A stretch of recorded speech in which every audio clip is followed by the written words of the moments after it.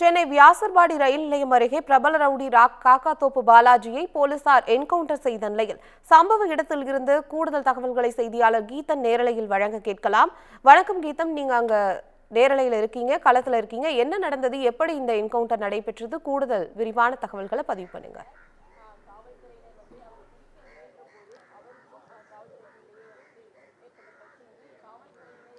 சென்னையின் பிரபல ரவுடியான காக்காத்தோப்பு பாலாஜி என்பவர் இன்று காலை வியாசர்பாடி அருகே பிஎஸ்என்எல் குடியிருப்பு வளாகத்தில் நடைபெற்ற என்கவுண்டரில் சுட்டுக் கொல்லப்பட்டிருக்கின்றார். குறிப்பாக அவர் கஞ்சா கடத்தி வந்தபோது இந்த பிஎஸ்என்எல் குடியிருப்பு பகுதியில் போலீசாரை நோக்கி துப்பாக்கியால் சுட்டதில் திருப்பி காவல்துறையினர் நடத்திய துப்பாக்கிச் சூட்டில் அவர் பலியாகி இருக்கின்றார்.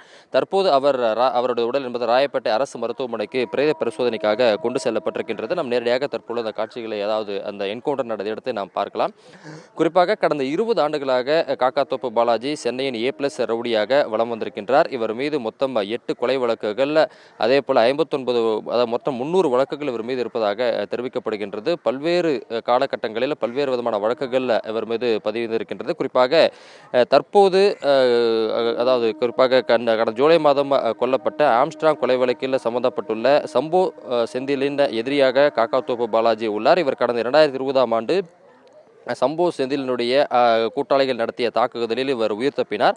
அதனைத் தொடர்ந்து இவர் சிறையில் இருந்தார். அதைத் தொடர்ந்து வெளியே வந்தார். தற்போது சிறையிலிருந்து வெளியே வந்த பின்னரும் குற்றச்செயல்களில் ஈடுபட்டு தலைமறைவாக இருந்து வந்த நிலையில்தான் இன்று காலை போலீசார் அவரை பிடிக்க சென்றபோது நடத்தப்பட்ட அந்த தாக்குதல் நடத்தியதில் அவர் காவல்துறையினால் சுட்டு வீழ்த்தப்பட்டிருக்கின்றார்.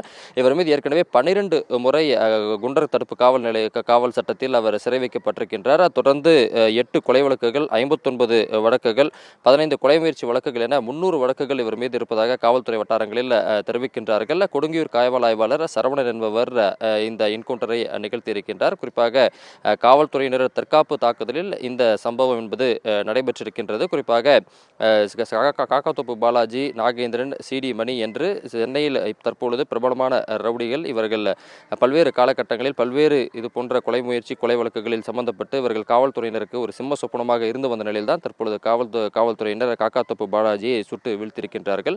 எனவே ஒரு மிகப்பெரிய ரவுடி இன்று காவல்துறையினுடைய என்கவுண்டரால் சுட்டு வீழ்த்தப்பட்டிருக்கின்றார்.